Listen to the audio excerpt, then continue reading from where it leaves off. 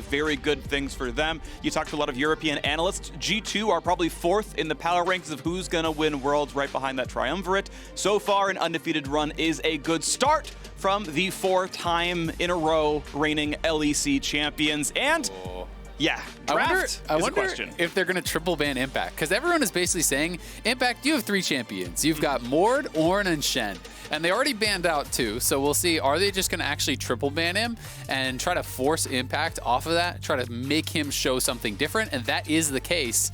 They're saying, Impact, you've got nothing. Triple ban on him, and Wonder is going to look to dominate. We will see if Impact can, rise to the challenge. He has been known throughout his career as someone who's kind of stepped up his play at international events, and he's going to have to be able to do that here today, as Wonder, with a smile on his face, locking in the first pick, Renekton, with the 3 most played for Impact already off the board. Yeah, but Azael, LS isn't casting, and so that means Renekton must lose at Worlds. Thank you very much, Grabs, for giving Team Liquid their first win of the group stage here. Now, we'll see what actually happens, though, but Renekton is 3-5 at the World Championship group stage so far. Volibear, going to be a champion that Impact picked up for the World Championship. Hadn't played it up until 2 days ago, basically. Volibear is going to be the answer in the top lane. Can be played jungle, of course, for Broxah, though I'm still expecting that the top lane pick. We'll see now what else TL wants to play. Yeah, it was Broxah's 3rd most played, so this is a flex pick. And I mean, if it does end up being Volibear versus Renekton, this is a completely reasonable matchup for Impact. So you kind of have to wonder, how much did G2 accomplish with those first 3 bans? Maybe they feel like it really is a huge drop-off in performance for Impact down on this Volibear. But we'll see if he can hold up in that matchup, because we have seen a lot of players playing this matchup and doing just fine on the volley. But that being said, Team Liquid now is going to have to find engage elsewhere, right? Without the Shen, without the Ornn, those are some of the champions that people feel like paper over some of the weaknesses that Team Liquid has. And I do think, especially now with Broxah on the Graves, there is a huge amount of pressure on Core JJ to be able to find a champion that can be the engage for Team Liquid, while also not getting blown out in lane by Mickey X and Perks. Well, talking about getting blown out in lane, of course, Ashe, a pretty strong laner, good at pushing, but not an incredible all-in champion. We were talking off camera about the possibility of Twitch coming back in the lineup when you're not against something like Draven or being risked to be against something like Draven, but Kalista will be the lock-in regardless. And one final point as we speak of champions, I want to highlight the Nidalee pick here for each of these teams, because Broxah and Jankos first played it for the first time all year, yesterday, the day before, in the group stage. Broxah hadn't played Nidalee since 2017 on Fnatic, and Jankos hadn't played it since 2016 on H2K. Wow. Like, this is a champion they brought back into their pools because she's so highly prized the world's meta, and Jankos bringing it out for game 2. I do think that the Kalista pick here, is to help to enable the engage that I talked about that is going to be necessary from Core JJ. There are a lot of options you can go with alongside Kalista. Kalista Thresh, I think, is the most obvious one. It's also a strong champion for Core JJ. If I'm G2, that is probably getting banned out. You also have the options of things like a Kalista Rakan, you have Alistar, you have Taric as a combo, Leona. There are a lot of options that really can be enabled by this Kalista to play even more aggressively. And Leona going to be the one concern coming up thus far. With Tahm Kench banned out, that does make me feel like, they may be looking towards the Thresh, but it'll be interesting to see if it actually makes it through pick ban. Yeah, I'm curious about that one as well. Also curious to see what comes through out of the mid lane matchup. It's one that very clearly both G2 and TL are trying to save for as late as possible. TL being on the red side means they get ultimate dibs on counterpick unless there's a blind they think is going to work very well. And if you saw the back screen graphic during Countdown, Worlds has not been kind to Jensen so far in the group stage with the sub-1 KDA so far. It's been a kind of a rough road for TL so far. We'll see, though, if he can bounce back. There was the Syndra ban that we thought was very, very likely. She's been a premier pick at the Worlds group stage so far in the mid lane. We'll see what he's going to play for himself in this one. Yeah, I'm expecting them to save last pick for Jensen because that matchup is going to be so critical. Yes, you do gain an advantage by picking for that bottom lane as well. If they're going to go for something like more generic like Orianna, you could do that. Set Kalista, another pick that, that can work very well. Theoretically, this could go to Jensen, but it doesn't feel like his style of champion, so I am assuming this is the support for Core JJ. I will say that support Set, really not very popular in NA in general. We saw Huhi have some success with it, but really across the board, no one was playing it ever since it got some of those nerfs a while back. So this is a more aggressive option.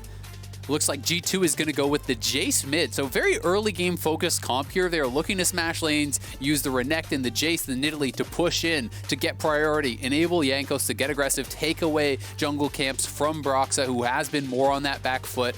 And Orianna, not a surprise here at all. If that does get locked in for Jensen, that is really his bread and butter champion, I would say. Yeah. This is a pretty reasonable, well-rounded composition here for TL. They are going to have, I think, some trouble in the early game if they are not very, very careful. There's good setup, both in bot and top for the Nidalee, especially post 6. The Ashe arrows can be very deadly, and Jace can look to get really, really aggressive onto this Orianna in the early game. So will be interesting to see where they get priority and what Broxah is going to try to play out this game like, because I do think that Broxah is going to need to step up his play, try to be more involved in these lanes. Yes, he has been spending time, warding for and protecting those lanes, but I think he either has to go more strongly towards just power farming and being a strong leader so he can carry fights, or ganking more often so that he's having a more direct impact on those lanes. Yeah, I do want to see him show up a lot more in the early game. Jankos stepping up on the world stage has been a delight here as well. His second Nidalee game since 2016, and he is the only magic damage on the roster. As grabs and fist bump, and we'll see if this draft can look better on the Team Liquid side. I think the synopsis we got from the first 2 TL games was that they had gotten heavily outdrafted both times. This one, at face value, looks a lot more equal, and we'll see if the actual then play of their 5 can step up against G2, who is obviously the best European team, I think, in the history of League of Legends. You can maybe put an asterisk there for Fnatic with the 2011 World Championship win right there, but 4 straight LEC titles, World Final, MSI champion. Like, G2 are the team you look at when you're hoping for a deep run out of the LEC. A 2-0 start, and on paper, they are expected to clap Team Liquid here. Yeah, they are looking really good so far, taking down Suning, as you already said. That game was absolutely incredible. I hope that we are in store for a competitive one here today. I agree. I do think that TL's draft is completely reasonable. I think, if you turn nameplates off, a lot of people will be very, very happy with that TL draft. So it does come down to the execution. Can these players step up and match the level of play that is going to be shown here from the European champions?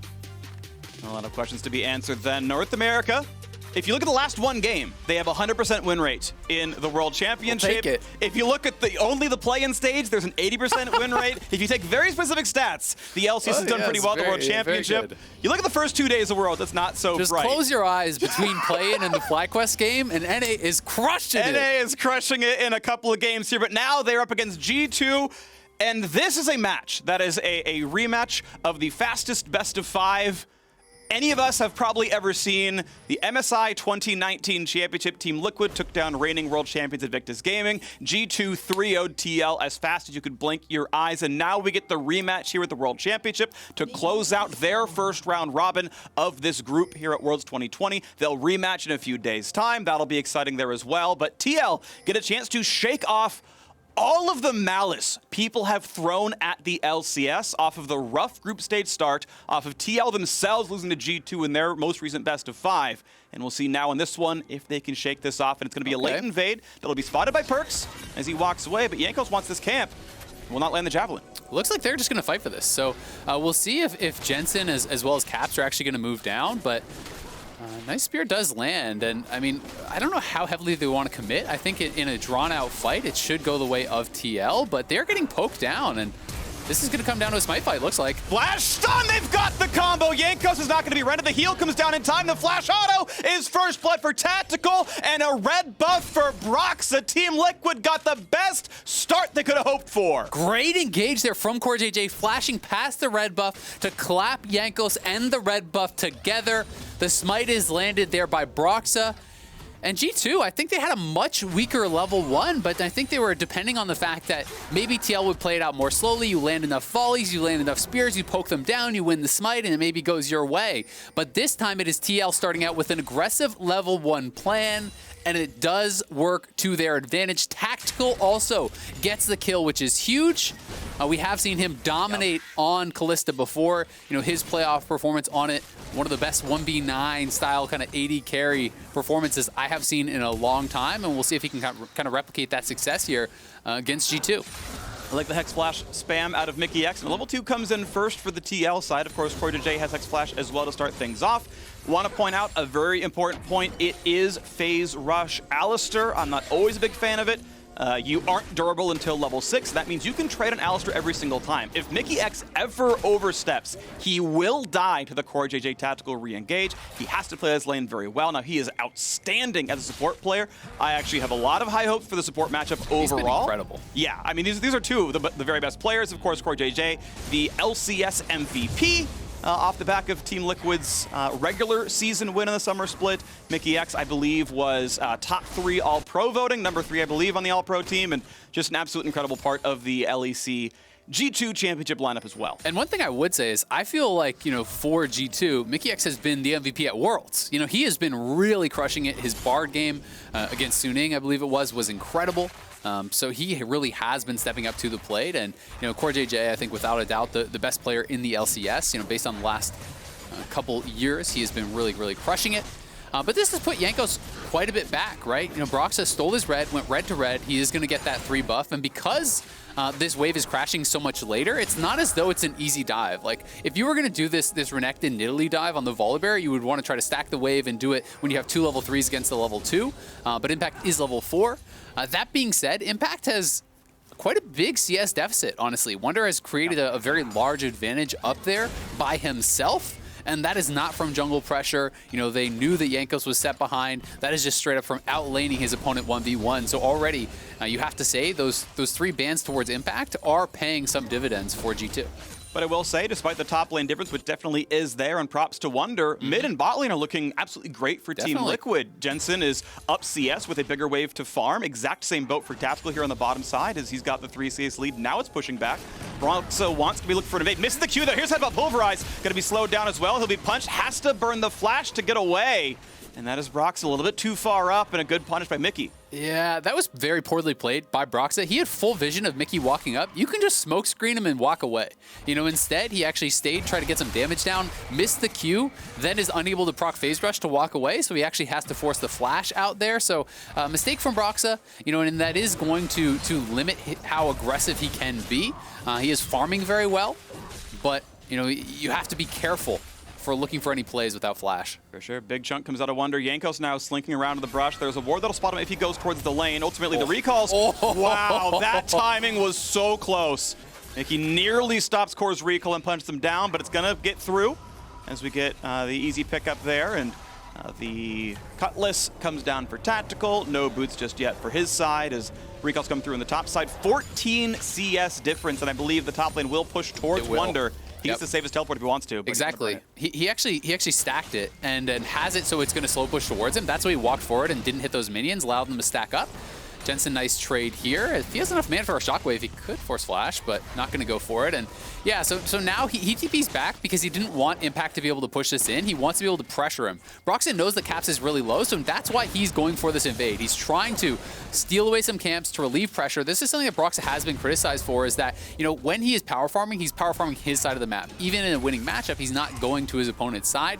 Has looked a lot better in these early minutes here, getting in the face of Jankos, trying to relieve some of that pressure. And we can see the G2 bot lane heading up towards that top side, trying to look for a potential roam play up here. And look at the camp difference. I mean, you've got the 5 farm lead for Jensen in mid, but Broxah now, speaking of a fight in the mid lane, though, Core JJ dropped pretty low, has the punch for the shield if he needs it. They'll jump forward, big punch, shockwave onto 3. Jankos is burning down. Team Liquid with their second kill, and they're going to grab it on the Jensen. Ulti in for Impact, forces the flash away from Jankos, and Team Liquid up 800 gold in the early game. G2, a big overchase there. Honestly, that was a fully stacked passive on Core JJ. He was holding the W in case you went in. All of G2 piles in, gets hit by the shockwave there from Jensen, and the easy turnaround from Core JJ. The W across the whole squad. G2 roams everyone up to the top side, spends a bunch of summoners, and loses a kill for it. And Team Liquid are looking really good in the early minutes of this game. All right, now the savior of G2 is still Wunder up in that top side. Of course, teleport down means he can't show up to any of the other fights for a while, but still doing incredibly against Impact up on the top side. Brock with the jungle lead, feels safe to invade the red buff despite being spotted by Mickey a little while ago. No problem on the smite, gotta be close to 6.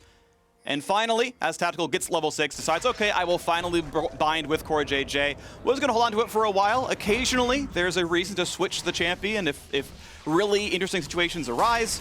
You don't learn W oftentimes in the early game in Calista anyway, so you might as well leave yourself the option.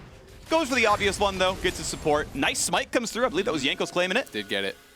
But mid lane, you've got to say, is going incredibly well for Jensen. As you said, we saw the stats on the analyst desk. Jensen has not been having the world championship that he wanted. Caps has been very strong.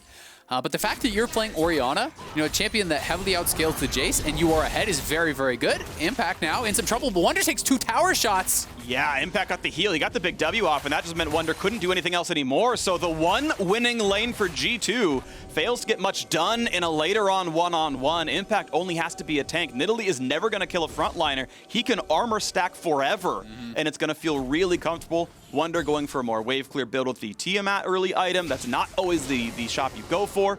Caps, I believe, doesn't spot Core JJ just, but hugging the left-hand side is going to be hard to gank. And what we've been seeing more, and some of the LPL Renekton's will do this, is just go towards Tiamat and then never actually complete the item unless you're talking like 6 items, right? They'll just go Tiamat to have really strong wave clear so they can have push when they want it, so they can, roam more effectively, and always have those mini waves set up how they want them to be, and then just go straight into the more standard Black Cleaver, Sterix, this style of build.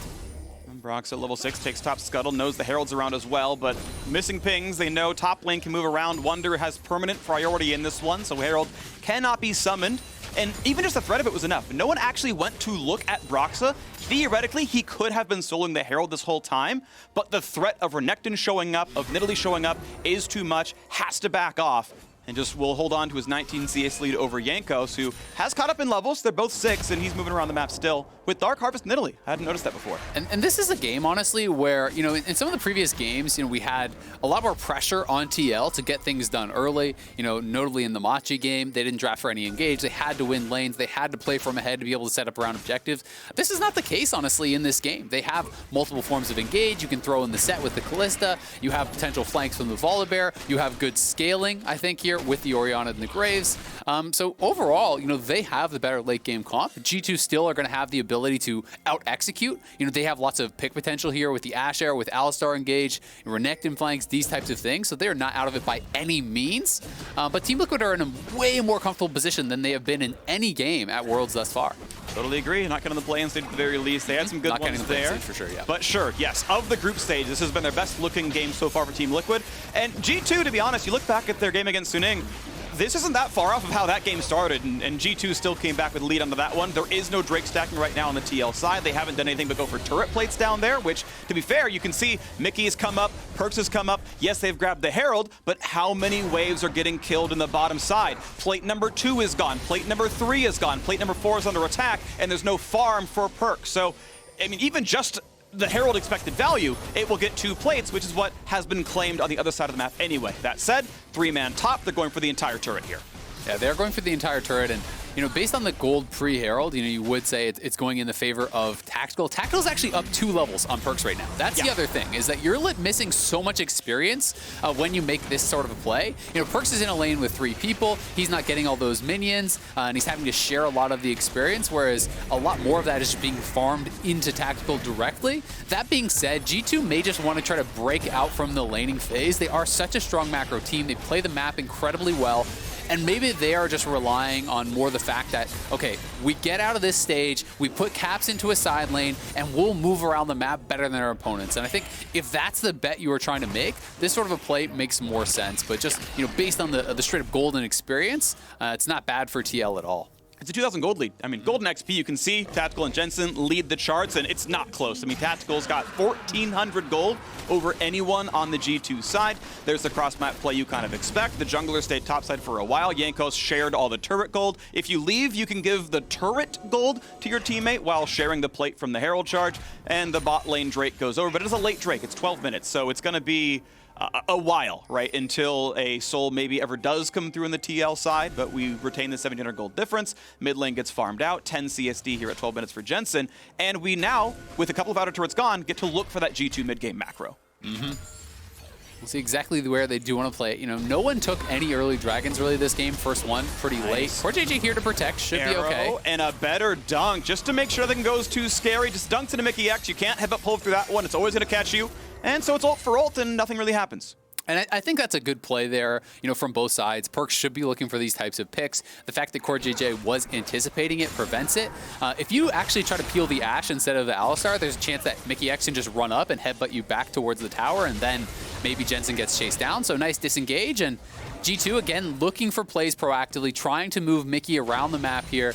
He's got his Swifty boots, and he's looking to roam and find picks. But CoreJJ thus far has been equal to the task. He has been in the right place at the right time. He has been matching Mickey throughout this first 13 minutes. I mean, Core to me has played a nearly perfect game as far as I can tell. I think he just canceled to the skies in melee range from Caps. He's like, you're pressing that one, here's the face breaker. Thanks very much, you're still stuck here. So far, so good. Top lane now under fire as well. Plates dropping in 30 seconds. TL still holding on to a 2,000 plus gold lead. Caps doing his best to wave. You can't 1v2 onto that turret just yet. Core can start any dive. You just pull him back out with the Callista, no problems there. And honestly, it feels like G2 are kind of getting pulled around the map. Plates have dropped in every single turret. And aside from the Herald play, G2 have not claimed any other turret plays. So TL, going to be something like 9-5 in plates right now as the 14-minute mark crosses. And Team Liquid playing a very, very good early mid game, something that honestly had been a weaker point for them throughout the entire year. Yeah, and I mean, Jankos, you're sitting at this level 8 in Italy. You're down 25 farm. You're probably 0 stacks still, I think, on the Dark Harvest, unless he did actually get one in that level 1 skirmish. But, he is not in a position to really be much value in this game. Very likely going to be building towards the Athenes, just try to set up his teammates for success. But when you are very far behind as this sole AP threat, you talked about it earlier, but it makes defensive itemization, the armor, that much more powerful. We can see CoreJJ is going to be building towards a dead man's plate, Impact, building towards that Iceborne, but will likely start picking up more armor the further we get into the game, and that is going to make things a lot more difficult for Wonder, for Perks, and for Caps, because they don't have anyone to make you pay for stacking armor.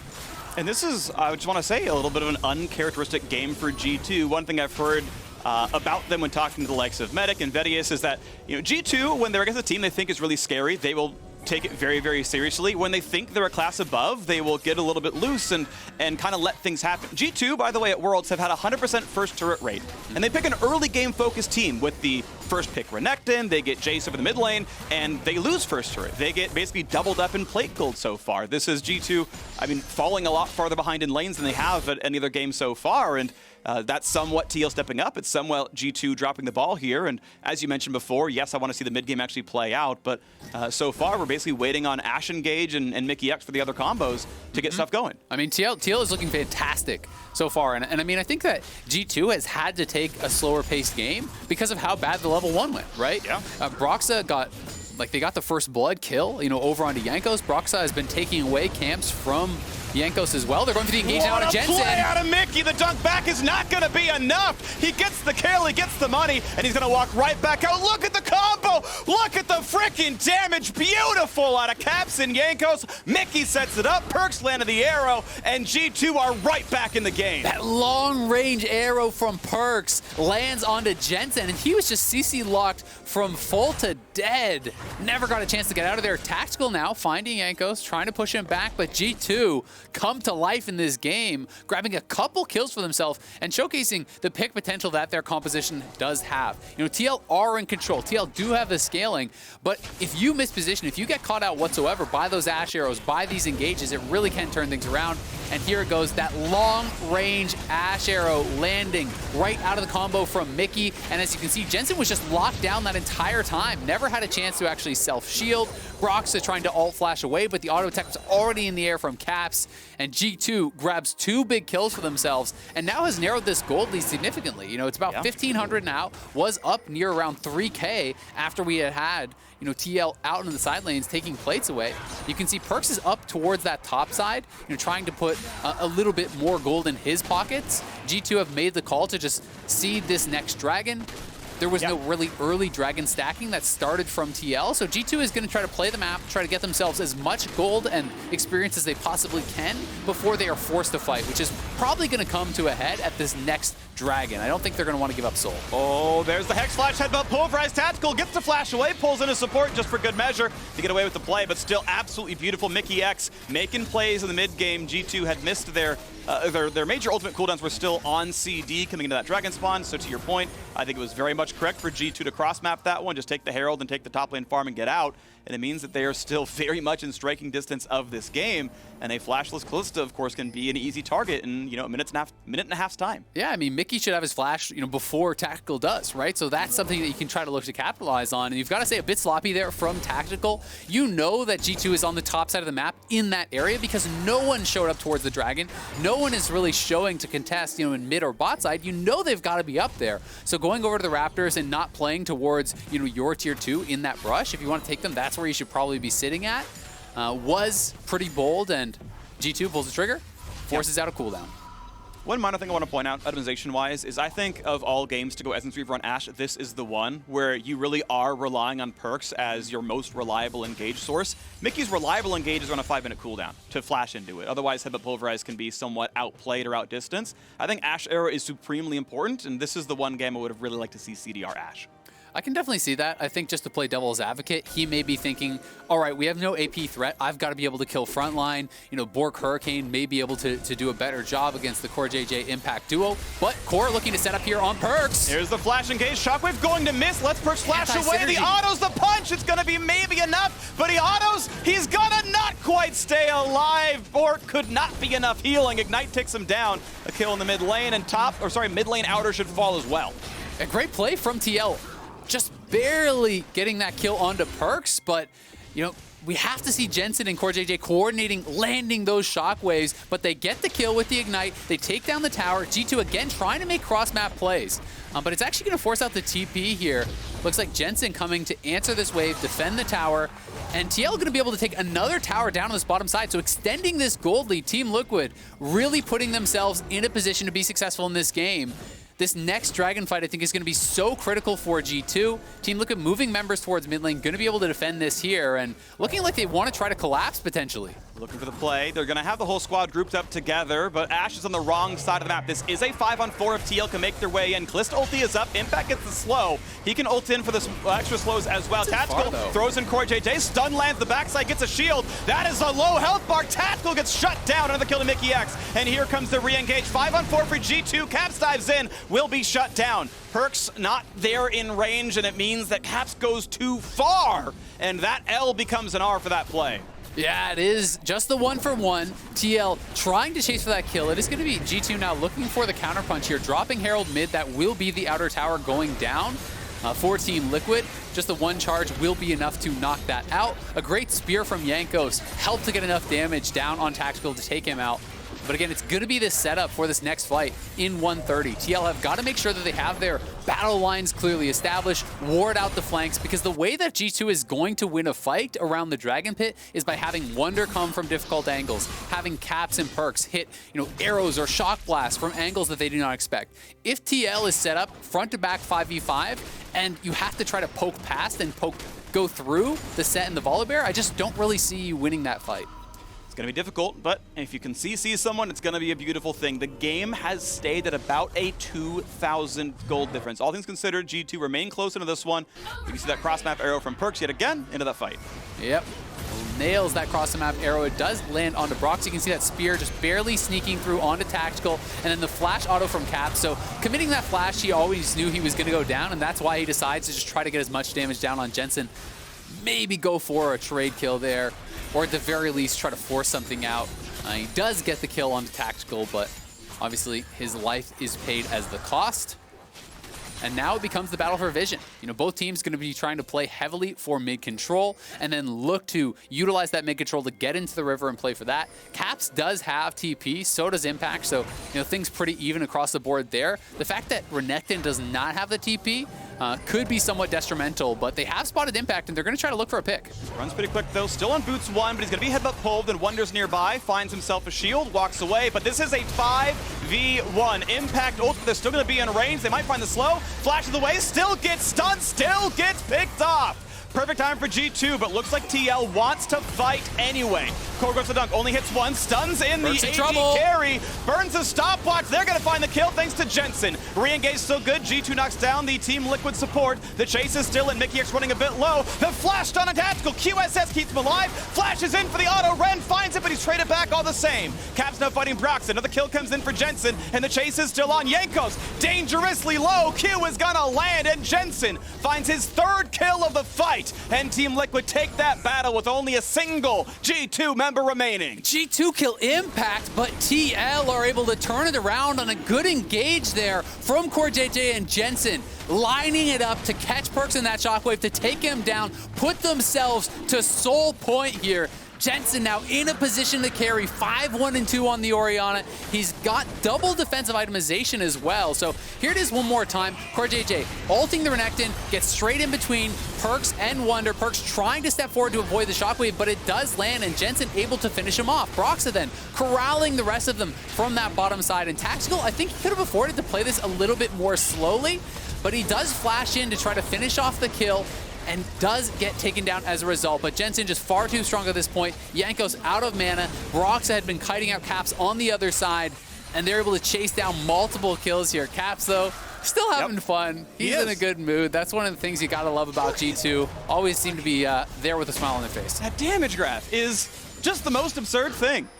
I think Jensen unequivocally is the best performing LCS mid laner all time. He was part of the Cloud9 top 4 at Worlds, part of the Team Liquid MSI final run here as well. The man has done so much well for kind of all the LCS runs, and now as the LCS tries to find their way back into some footing here at the World Championship, he is headlining their G2 victory so far. Drake number 3 is theirs. They are 4 minutes from Infernal Soul, and he's 5-1-2 with a 12 stack with Jive. He's having an incredible game, and internationally, he has been good. You know, regionally, it's always the discussion between him and Bjergsen has kind of gotten more done there, but he is looking incredible in this game. Impact may be in some trouble here. G2 trying to collapse once again.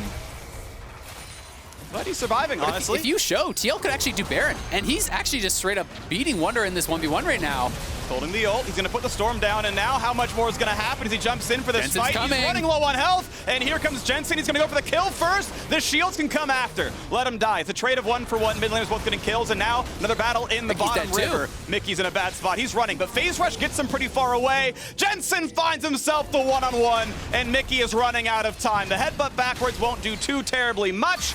Nice sidestep there for Broxa. The dunk can help guarantee it. And finally, end of the line comes through, and Core JJ finds himself his second kill. Team Liquid, 3-1 long term. Will they go to Baron, though? Because TPs are up for both of the G2 soul laners. I think this would be a tough force. I'm not sure if it's worth going for it, but it looks like that is going to be the call. Wonder is up in 8 seconds, though. He will have the TP. You do have Kalista plus Smite, so that is very powerful. Impact's going to be up first with the teleport. So Team Liquid are making the call to go for it right now. Wonder TPing in the mid lane. G2 will challenge. Make or break moment for G2. They cannot afford to lose this fight in the Baron thereafter. Teleports coming in all across the board. This is the battle, and Mickey can't be a part of it. Stun on Perks. Burns QSS flash in for Core, finds a stun, but cannot get more. G2 get the kill off the over-aggressive play, and Teal got to give away this one. Yeah, Core flashing in there, trying to set up for a shockwave, but he was so low that it just felt like such an overforce. And because the spawn timers from G2 were pretty low, they were always going to be able to teleport back in to try to contest. The one positive here is, yes, you lost your support, but you did trade 1 teleport for 2. So Wonder and Caps both going to be down on the teleport.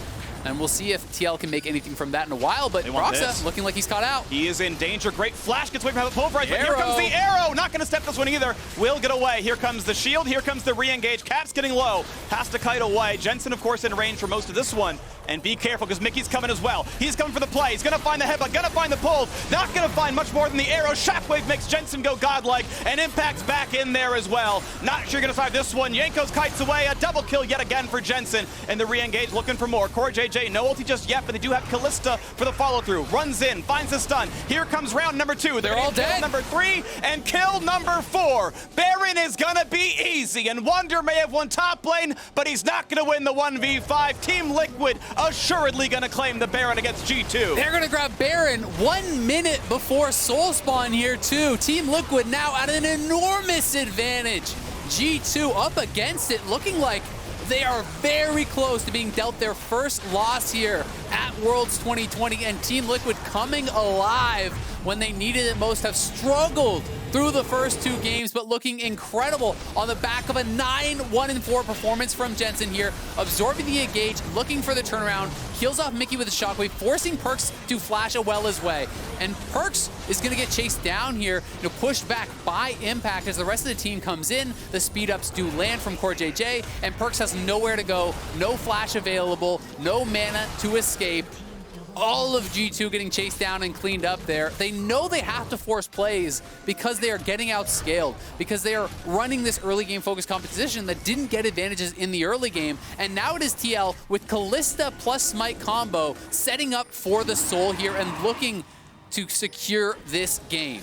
Well, there are still wards in the pit right now, and G2 not willing to give up this control. They are the most tenacious team I have ever seen come out of Europe. They will take battles that look bad and make them look good. Wonder, a big deal. Mickey here as well. Here comes the play. Can they secure the Soul? Smite comes through, they grab it. Here comes the engage. Big stun comes across. Dunk back and forth. They shut down Orianna. Do they have enough for the rest of it? Wonder will drop down as well. 2 for 1 so far, and Mickey X is on the run. A double kill for Broxa, a headbutt to a minion. Surely he cannot survive this one. Team Liquid claim the Soul, and they win the fight 4-1. Huge for Team Liquid here. They could potentially just march to a victory or at least a near death blow, as Perkz was never able to enter the fight. G2 had to take that in a 4v5 essentially. Perkz over the wall, just throwing in arrows, trying to get what he could done. But TL grab the Soul. They are marching on the base here, and they're at the very least going to be able to secure 1 inhibitor. Perkz is around, going to find the slow. TL will cheat up to go for the inhib itself. They'll claim that. They'll run back as fast as they can. Respawns are coming. Teleports won't be up for a flank play. There should not be a re-engage possible as mid is cleared out. Team Liquid will reset.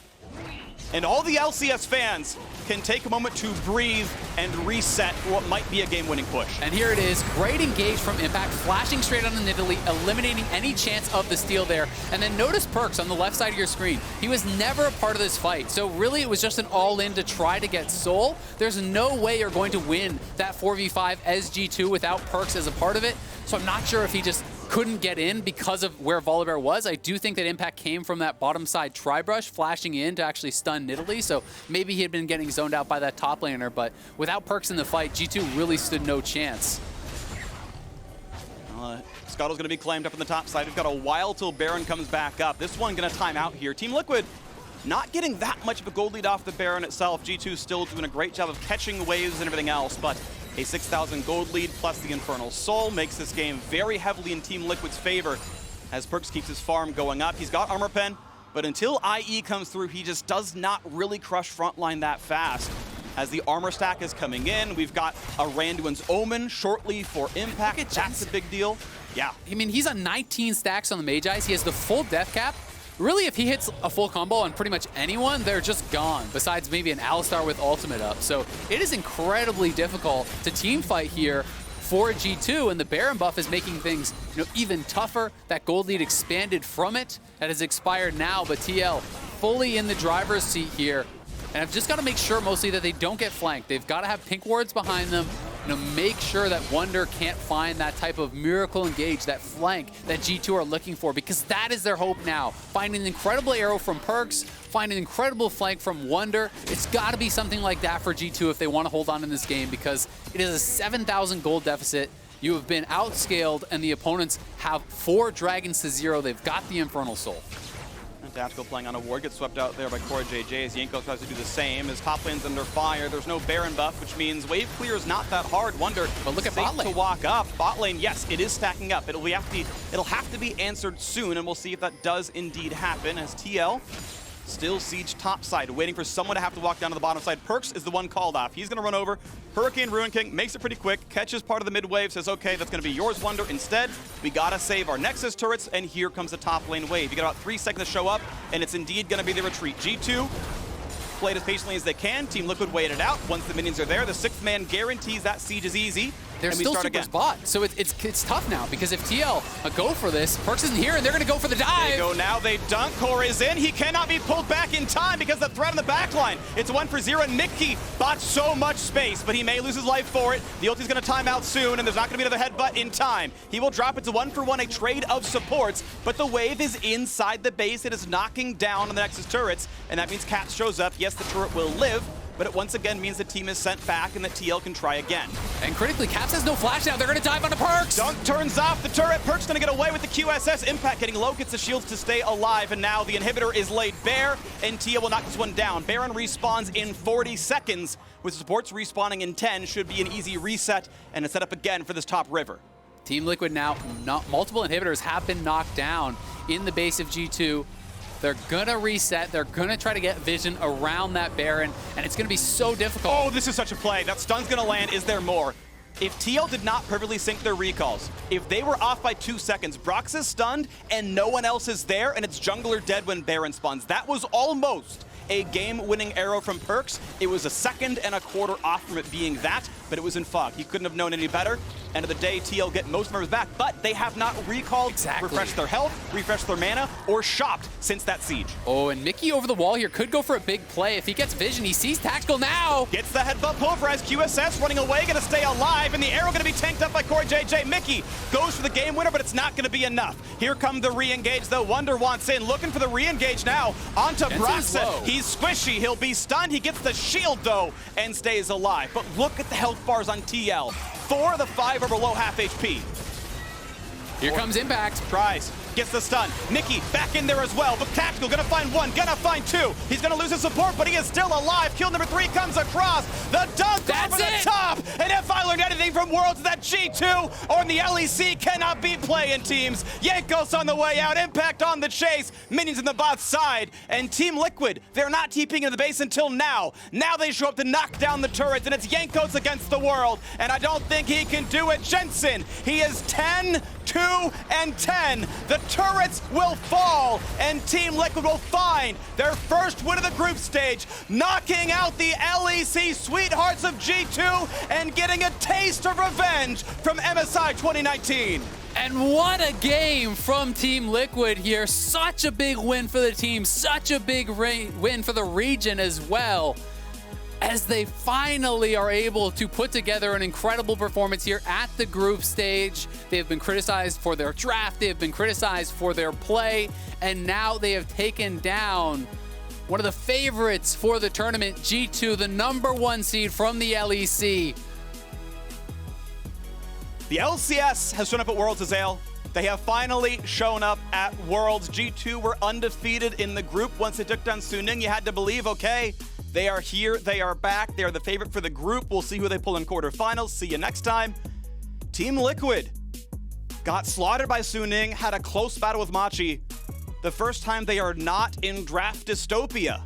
They take down G2. A great level 1 invade was obviously a big part of how this all came together. Their bot lane won,